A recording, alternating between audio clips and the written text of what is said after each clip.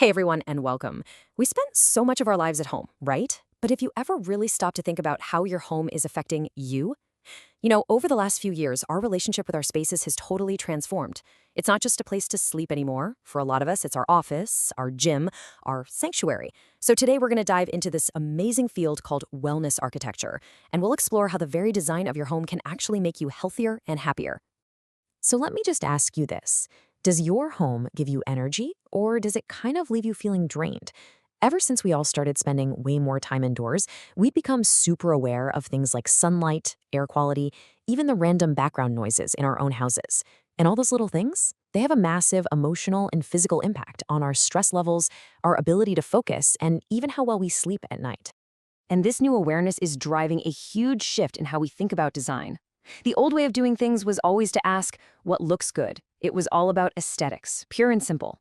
But the new, and frankly much smarter question is, how does this space make people feel and function? This one little change in perspective is at the heart of everything we're about to talk about. We're moving away from just decoration and into real, human-centered design. Okay, so let's put a name to this idea. This is what we call wellness architecture. At its core, it's a design philosophy that puts human health, comfort, and our well-being right at the center of everything. Every single choice, from the layout of a room to the materials you use, is made with our health in mind. It's about creating spaces that aren't just beautiful, but are also intelligent, healthy, and deeply human. So, how do we actually pull this off? Well, this philosophy isn't just some vague concept.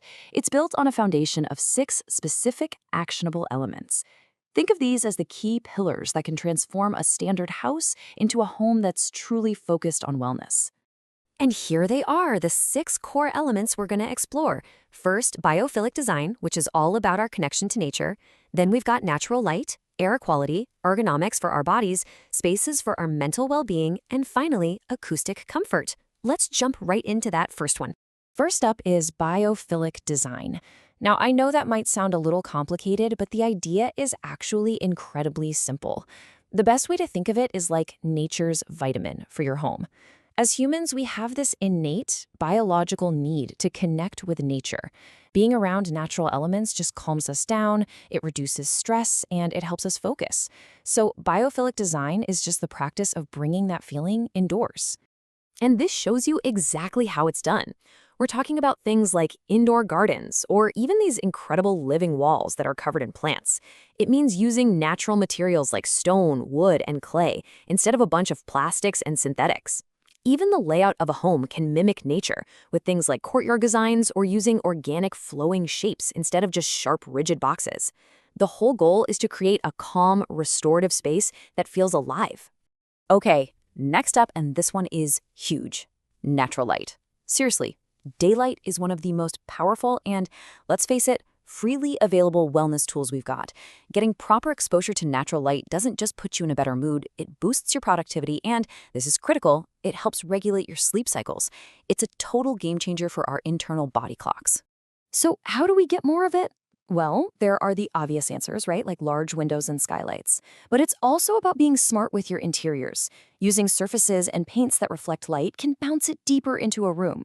And of course, technology can help here too, with things like smart blinds that can automatically adjust to let in the perfect amount of light all day long.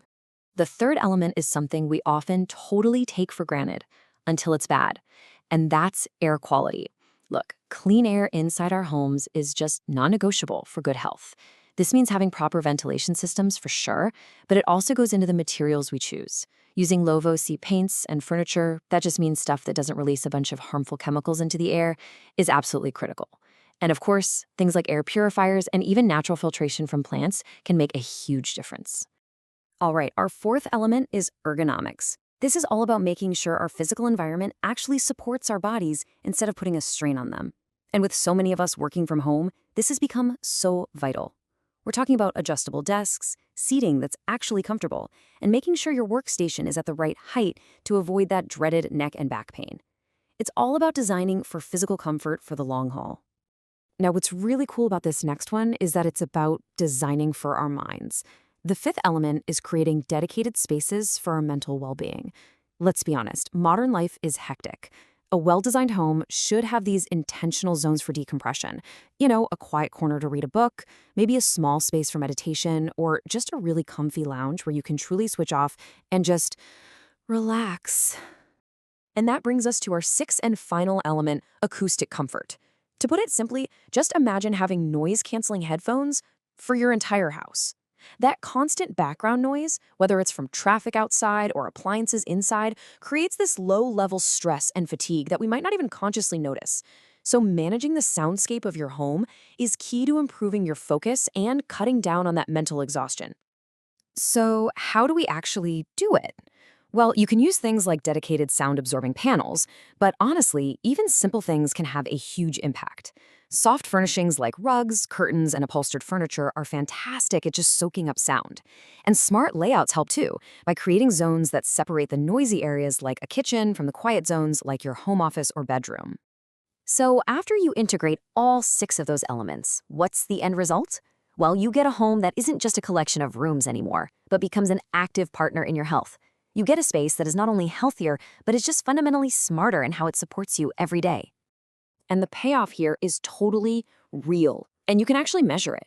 People who live in these kinds of spaces report higher productivity and improved concentration. They experience less stress, and maybe most importantly, they get better sleep. It creates an environment that supports healthier families and more engaged individuals. These aren't just little perks, these are significant improvements to your quality of life. So the crucial point is this. When you start to think about it this way, good design actually becomes a form of preventative healthcare. It stops being about passing trends and starts being about your long-term well-being. Your home can be one of the most powerful tools you have to protect and enhance your health, day in and day out. So that leaves us with one final thought. Just looking around your own space right now, what's one small change your home needs to feel better? Maybe it's adding a plant, or rearranging a room to get more sunlight, or even just buying a new rug to soften the noise. Every little step toward a healthier home really matters.